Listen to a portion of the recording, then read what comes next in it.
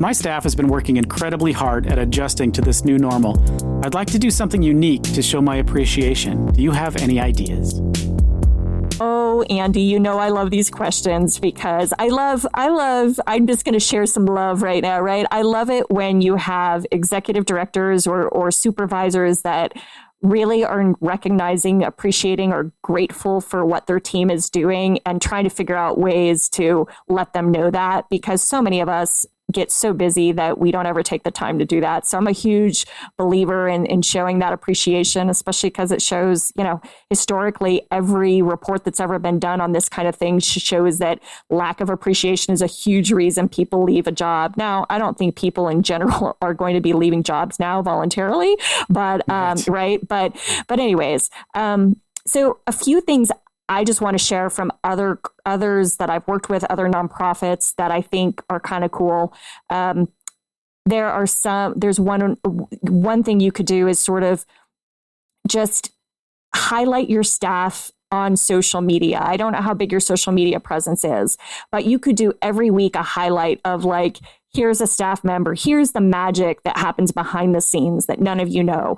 And you could send it, depending on your messaging for your organization, it could be something like, while other people are laying off, we're sticking with our employees, or we want to showcase with you the amazing people behind the scenes that you never get to see. Meet, Sally, Joe, whatever. And here's the picture, or here's a little profile on Sally's, and give her some love. So I think you could do something like that if you wanted. And that really just takes a few minutes, and it can make someone feel incredibly valuable. Then, if you have people I think everyone's different, right? So the hard part about this kind of stuff is you hear people who buy gifts. I heard someone who said, I got a dozen of those little buntinis and sent a thank you card, personalized thank you card to all my staff with a little, a dozen buntinis, which who's going to turn down? Do you know what I mean? Buntinis, Andy, those like a tiny bunkin. Yes. Oh my gosh. I'm all over that. Those are my hand is raised. I'll be your employee, yeah. Right? I'll be your employee. But anyways, I think everyone's a little different. Some people like the gifts, some people like the public recognition. So I think you need to kind of, depending on how large a pool of people we're talking, if it's just a handful, maybe each of them you do something different for. I actually have one colleague and friend who leads a small organization. And she said, you know what? Each of my staff have different passions and interests, but I'm not sure, they're so busy working and working hard and taking care of kids at the house and doing work from home that I don't think they're getting any time away. So I'm going to send them a little news clip or link to a live streaming musical concert for some music I know they love, or there's the Cincinnati Zoo has their cool daily safaris, and this person's an animal lover. I'm just going to make them aware of it. So sort of just those little moments of saying, hey, I care about you. I want to let you know I appreciate you, and I just wanted to share this resource, or I wanted to just thank you. So I think, you can make it really small and inexpensive, or you can do a little more than that, depending on what you want to do. But people, just the fact that you're appreciating people and acknowledging how much they're doing right now, I think means the world. So that's my take. Now, Andy, you're a little jaded about these things. So what would you say? I think we should just listen to Stacey on this one. I think that's great. I mean, absolutely. Showing your appreciation for your staff is fantastic, and this is a really good time to do it.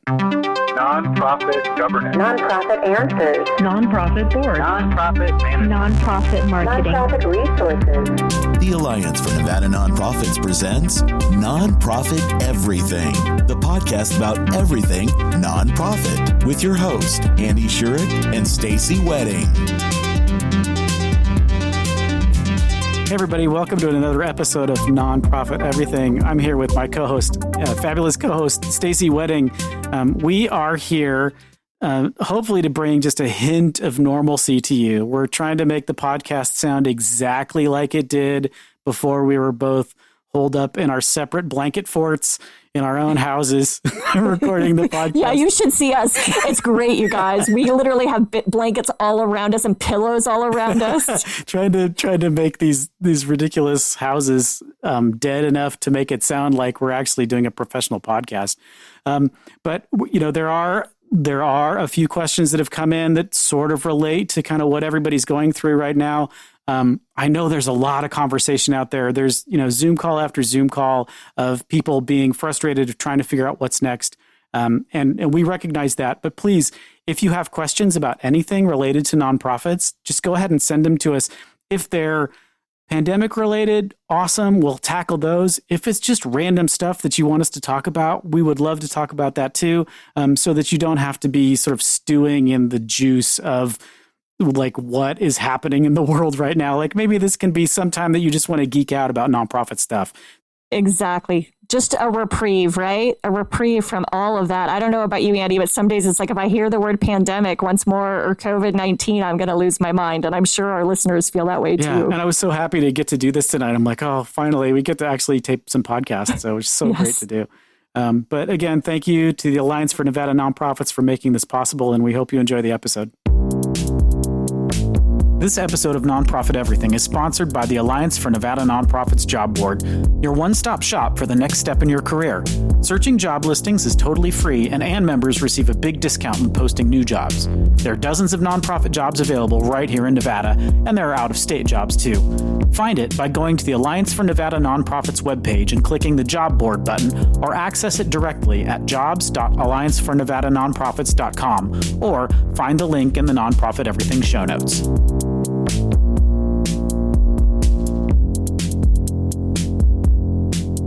Okay, Stacey, I am submitting my resume to nonprofits looking to hire executive directors, and I have two questions as it relates to this.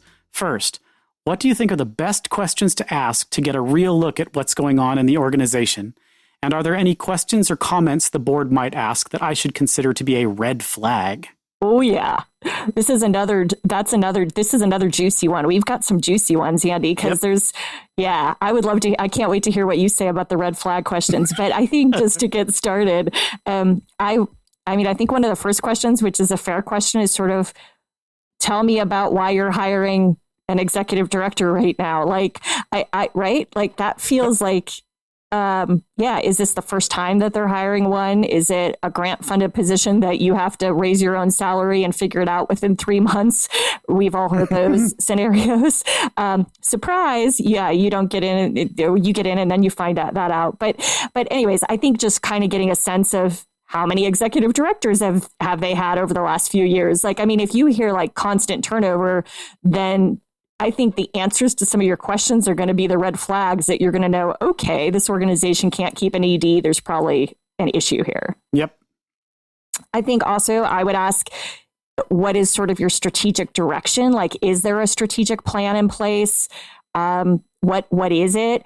I'm always fascinated. I actually served on a search committee, Andy, a few years ago, and I was fascinated because the organization, not surprisingly, I mean, they had a strategic plan, but when they went through this process to hire, almost every candidate asked that question and none of the board members could answer it. They were like, well, kind of, and they talked around it. And I thought that just doesn't bode well. That really tells you a really disconnected board that doesn't have a clue and didn't even do their homework. So to me, I mean, I guess I could give a little leeway to that, but I don't think that's a great sign either.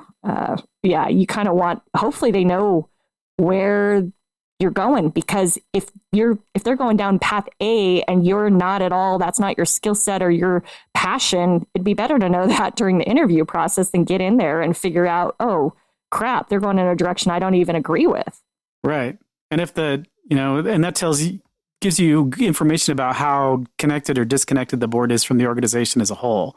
Yeah. So if the board doesn't know what's going on, if they can't answer basic questions about the organization, it tells you that they don't pay attention in board meetings or don't show up or aren't that interested in the board. And that could be a red flag unless that's what you want. Yeah. Unless one of the things that you're really good at is building boards and you're like, yeah, I want to get rid of this dead weight anyway. I think it would be interesting. So those are sort of typical ones. I think it'd be interesting to ask from your vantage point as a board and sort of what about the organization and maybe the prior executive director, if there was one, like, what do you think is the biggest or most pressing challenge I would face if I got hired? Like, I think it would be fascinating because you're sort of you're asking them to open up a bit. And it would be fascinating to see what you'd hear. And if they tell you everything is peaches and roses, okay, but I don't think anybody should answer that without giving it some thought and saying, I actually think our challenge is we really need to diversify our funding or whatever it is. There's got to be something, right? Or am I being too hard? Yeah, no, I mean, this question stumps me in a big way because I've never really thought about it that way, only because if the organization is broken, like as an executive director, it's almost like, are you equipped to fix what is broken? And if the mission is a good one and the organization, if there's stuff that can be salvaged, it's like you're looking at a broken piece of equipment and you're like, I could fix that, right? Or you're looking at something and you're like, it looks like I don't think I'm capable of doing what needs to be done to get this fixed. Yeah. So it kind of depends. I mean, it's so situational based on what your strengths are and then what the organization really needs going forward. I mean, honestly, are there organizations that I think are irredeemable? Like, yes, but that's because, the internet left their business model behind 25 years ago, 30 years ago, and no one's noticed yet, or they're a brand name with no mission, or, whatever, reason 5 through 20 is that there's something fundamentally wrong with the mission. Like maybe it's a problem that doesn't need to be solved. But if that's the case, then why are you even interested in going after that executive position in the first place? So I think, it's so situational, and I can't think of any, if the board members are all horrible people and tend to throw the executive director under the bus at a moment's notice, that's probably a situation you don't want to get in. How would you find that out? Maybe you talk to the remaining staff, like see who's still there and say, hey, you mind if I just, talk to you? I'm interested in this position. Like, you mind if we have just an informal conversation about the organization? And I think, staff members, for the most part, I don't know. Do you think staff members would respond well to that? I'm trying to think. If somebody asked me that when I was an executive, if somebody had asked me to go to lunch because they want to hear about the position, I think all my red flags would have immediately gone up. Like, why are you trying to do an end run around our process? Yes. Right? Yeah, that's kind of where my gut is. I think I'd be uncomfortable with it. Well, because, unless it's a friend, because otherwise I'm uncomfortable going, okay, anything I tell you, how can I trust you're not going to go back? Or if you get hired, use it against me like that you can't trust me because I'll just say, right? I don't know. Like, right. That would be okay, yucky. Pretend I didn't say that. That was a suggestion. But I guess I'm thinking, like, to your point, though, like, so Andy, you and I have both probably known those people that had an awful experience with a nonprofit, and they were an executive director or something, and they left on bad terms or whatever the situation was. And that may be just such a pain point that they're gun shy. Like, okay, I can't deal with another board that is like this or like this. I feel like this is a great opportunity with these kinds of questions, because I do think, even though everyone's going to put on their best face, right? It's like your first date. No one really gets to see your true colors yet. But I still think if you ask the right questions, you can start to determine a lot. Like the strategic plan question, if they can't answer it, then whether it's a deal breaker for you or not is up to you. But like, if they can't answer it, or they don't really know what their strategic direction is, or if they have a plan, then that tells you a lot about how much they've been engaged in the past, like how much work you're going to have to do if you actually want an engaged board. So I feel like there's if you can ask those right, like lever questions, it can really open it up. And I don't know. That's my opinion. And yet I also think sometimes you get people who give you, right, who are great salespeople in the interview and tell you all this stuff. And then how many times have you talked to somebody who just got hired as an ED and says, wow, the skeletons that I'm uncovering. Yeah. I mean, there's all the basic stuff that you probably already know, ask for an audit. And make sure you get the management letter that comes with the audit so that you can see all the stuff that they didn't publish. Ask for a current copy of the strategic plan, ask for all the dashboards, ask for financial statements, ask for just like minutes of the last handful of board meetings. Like if an organization doesn't want to give that to you, that's a huge red flag. And then you're going to get tons of information. If the minutes are sloppy and, like the last 3 have been canceled because people aren't showing up. Ask I think the more information you get of stuff that they should be hanging on to, and if it's there, if it's not there, that gives you a good idea of how the organization's run.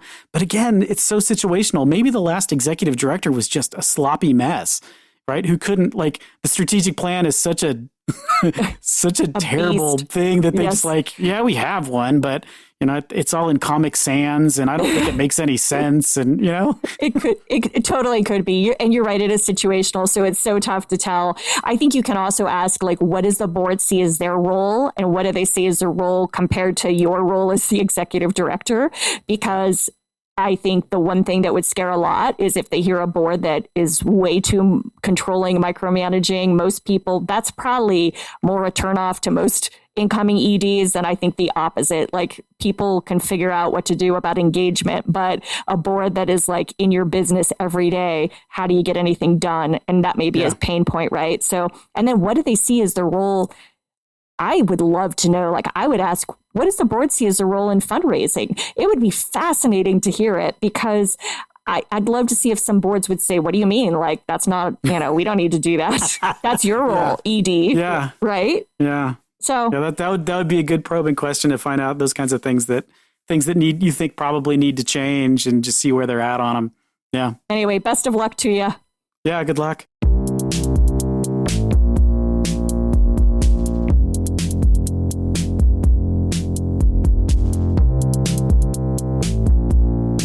Our organization had a coat drive during the winter season in an effort to distribute jackets and coats to the low-income and homeless seniors we serve. Most people just gave us money to buy the coats. Soon after, we received a massive in-kind donation of coats from a retailer who heard about our coat drive on the news. We received enough coats to meet all of our needs and then some. Now that we've received the coats we need, can we redirect the money we received during the drive to a different purpose our organization has? Are there any rules around this that we need to be aware of? Absolutely. This is a great question and a great problem to have when you have too much of something, right? Yeah. I mean, kudos to you and the coats, right? But I guess I'm going to ask a question back, and you'll probably roll your eyes at this because you want an answer, but we'll get to the answer. But my question back is, when you had the coat drive originally, what did you communicate to your donors, right? What was it communicated clearly? I'm assuming it's a coat drive, or if it was a letter campaign or whatever, a flyer, whatever that said, whatever language was in that is really important right now. Because if you said any donations we receive, monetary or, in-kind donations of coats, are going to go to help those we serve, then you're restricted to that purpose that you stated publicly. And then, if you have the caveat, like, oh, if we get too many coats or too much money, we're going to redirect it for another purpose, then you're covered. But I'm guessing that's probably not the case here. What do you think, Andy? Yeah, I mean, I think the buzzword we always hear is donor intent, right? It's what the donor intends to give you the money for is what you're supposed to use the money for. But you're exactly right about what did it say in the appeal that you sent them? Because that's if somebody's going to try to get you for it, if somebody's going to try to catch you and you're going to get in trouble, that's the documentation that they're going to go back to, which is like, what did the appeal say? Because if it says, if you give us money and we will buy coats, you are going to buy coats. Right. Whether you need them or not. Yeah. Exactly. But if it says, if you give us money, we buy coats, and if you give us money so that we can help seniors stay warm, or that we can help seniors who may be struggling this winter, I mean, then you have sort of a plausible way to redirect some of that funding to something else that has to do with seniors, right? You can't divert it to kids then. It's really about the specific language that you used when you put it together. It is. And I've seen some organizations when they've run into this problem where they've actually tried to contact the original donors. Now, I'm going to assume because it was a coat drive, we're probably talking lots of smaller donations, because that's generally what these things entail, is people give you 10 or 20 bucks or whatever, or the coat, right? And that would probably be a huge pain. I mean, I guess your other option here is if you wanted to unrestrict the purpose by contacting the donor and getting their approval. You could theoretically have a letter that says, wow, we were so, we got so lucky. We had this really generous donor, retailer, or whomever who gave us a large donation. So we're now able to use the funds we originally thought we had to put for our coat drive and put it toward this need instead. Do we have your, permission sign here or something if you'll allow us to use your donation another way? I mean, but that gets complicated, and that's sort of a bookkeeping tracking nightmare. But I think that might be another solution to this. Yeah, it's a great idea, but it does seem like if it's like one or two big donors that gave you a bunch of money, then totally. It's really easy to just go ask. And you think about the people that are giving to your organization. They're not super passionate about jackets.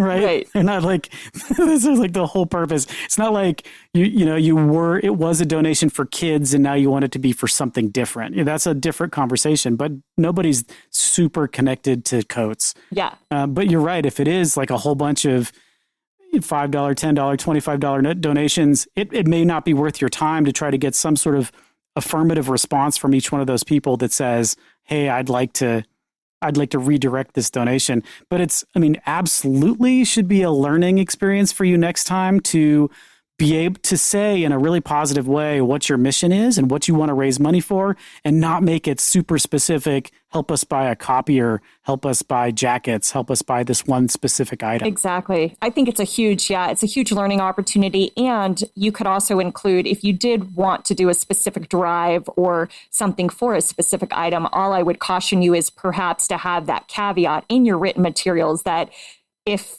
once we've met our goal, all other funds will be redirected toward, another part of our mission or whatever, however you want to phrase it, but something that, again, you're covering yourself in writing, because that's the key here. And, I can imagine, Andy, and I'm sure you can think of this too, nonprofits that you and I both have probably worked with at some point, not necessarily employed at, but that we've worked with in a consulting capacity, that I can hear the pushback on this saying, well, who's really going to know, Stacey? Come on.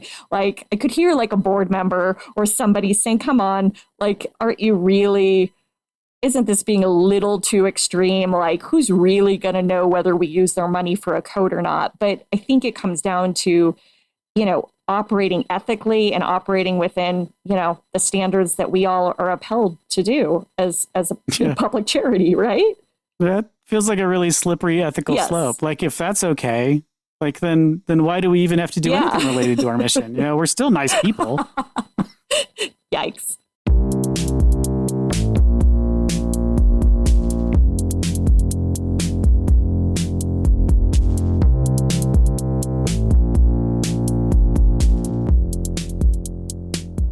I've been on a nonprofit board for the last 5 years and it's going great.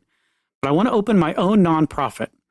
Who, as far as relatives, can we be related to each other on the board? What board positions do I have to have? Can I be an executive director and pay myself and have a position on the board? What is required under Nevada nonprofit law? The reason I'm asking is that I've been doing what I want to be doing for the last 20 years privately, but with everything going on, I need financial donations and I want to do a great job. I want to get paid, but I don't want to lose control. Oh boy, that's about like 5 questions in one. So I read it like it was 5 questions at once. My head is spinning a bit here. Well, so we can certainly, I'm going to just say this so we don't get into all the legalese, but certainly we can footnote and, bookmark the page on the state website that will give you a lot of answers. So from like a Nevada nonprofit law standpoint, it's super basic and easy in our state. Have you ever looked at it, Andy, compared, like, you only have to have one board member, and yet then it says, but you need to have like a president, treasurer, and secretary, although someone can wear more than one or play, have more than one role. So I'm like, I guess theoretically you could have that one board member that is required by state law also be your board chair, secretary, and treasurer, the way it's written, which is just a little befuddling. So I guess my first caution to the person who asked this question is, please Just because state law may give you the bare minimum does not mean the IRS, when you go to fill out your actual, Form 1023 to become an official, get federal tax exemption, does not mean this is going to be kosher with them. So just realize, that you've got to kind of be able to meet both categories. Like, what, Andy, any thoughts on that? Yeah, I mean, you're exactly right. So the Nevada law is less stringent than the IRS's rule. So if you want to be, anybody can register as a nonprofit in Nevada, but that doesn't mean that you're able to take tax deductible donations. So you won't be tax exempt either. So you can be a nonprofit, but not be tax exempt. And that would be the one case that you could have one board member, but nobody's going to give you any money because it's not tax deductible. And you're going to have to pay tax on any excess profits over your expenses. So if you want to be a real nonprofit and you want to go get your 501c3, you're going to need a minimum of 3 board members. Yeah.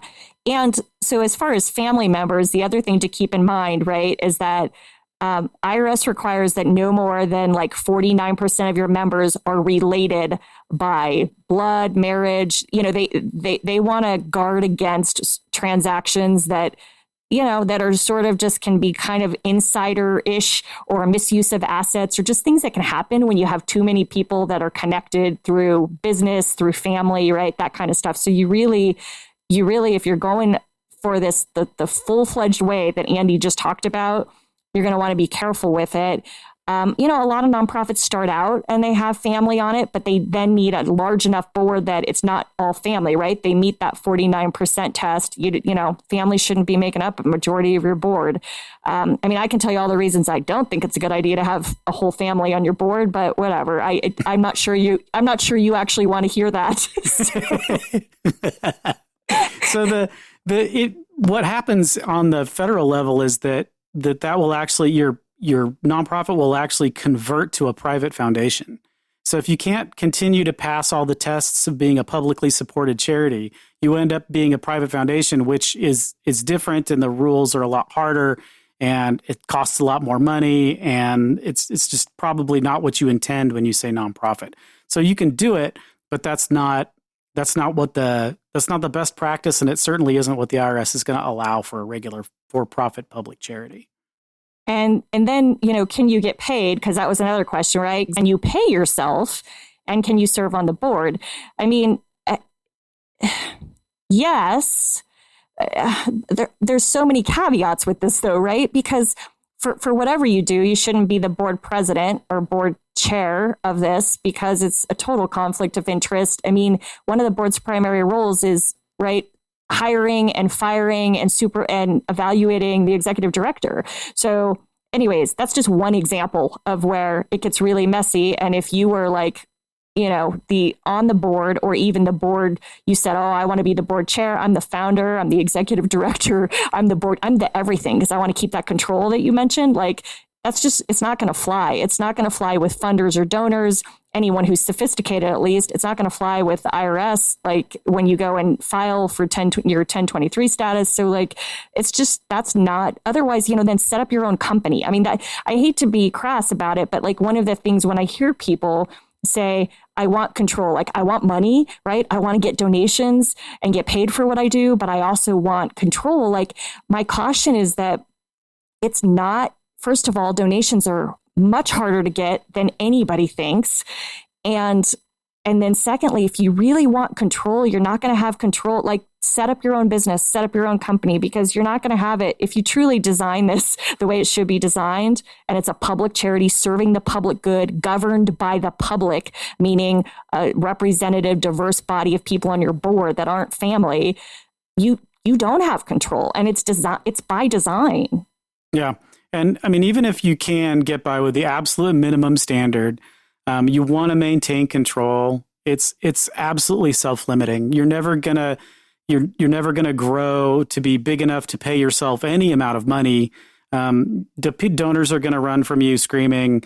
The board is going to collapse. You're going to have a miserable time. It's really better off. To be honest, the best way to have an organization and have control of the organization is to just really be good at it. Bring on people that you trust. Give them the authority to make their own decisions. Do everything the right way. Make sure that you're not looking at the process as something that's going to enrich yourself, but looking at as something that's going to enrich the community. That it's such a good nonprofit idea that people can't not fund it, and then just rock at it. And then you can be the executive director, and you won't care that someone else is the board chair because they're so happy with your performance that they're never going to say no to anything you want.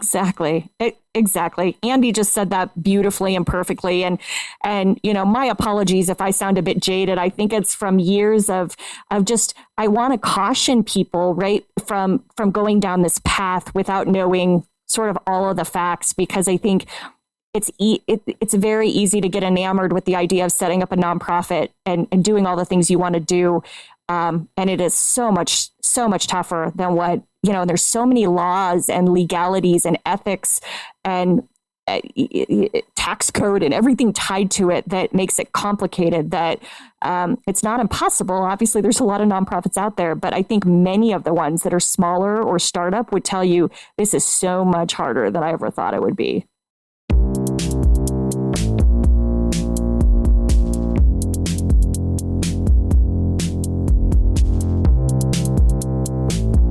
Andy, I've got something that's been on my mind. I'm guessing that many of our listeners are at home a large majority of the time these days, which means they might not be getting the podcast drive time they used to. So, any ideas on where they can listen to us or when they can listen to us if it's not in the car?